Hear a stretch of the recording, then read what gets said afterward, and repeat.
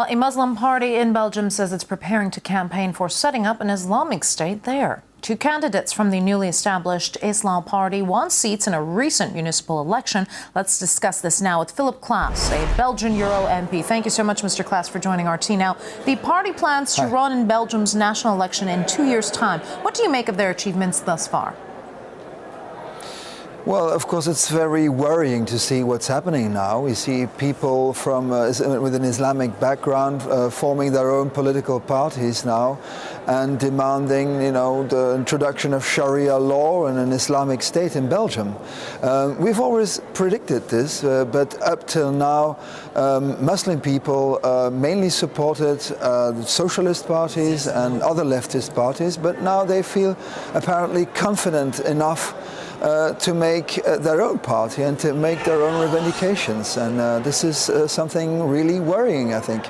Now, many Belgium cities, including Brussels, have neighborhoods with mainly Muslim populations.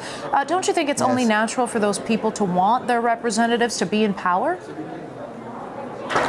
Well, first of all, the people who come into our country, and I'm not talking about just Belgium, but any other country in the European Union, people coming into the EU should adapt to a set of values, I think, should respect the separation of the church and the state, should be in favor of equality of men and women, in favor of the rule of law, freedom of expression.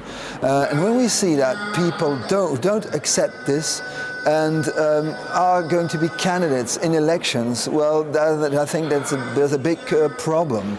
There's also a big problem with the fact that people who don't even have our nationality are allowed to vote for local elections in Belgium. And I think this should change. And first of all, also, we should put a stop to this mass immigration of people coming from outside Europe and from mainly Islamic countries, people who cannot and will not adapt to our way of living in Western Europe.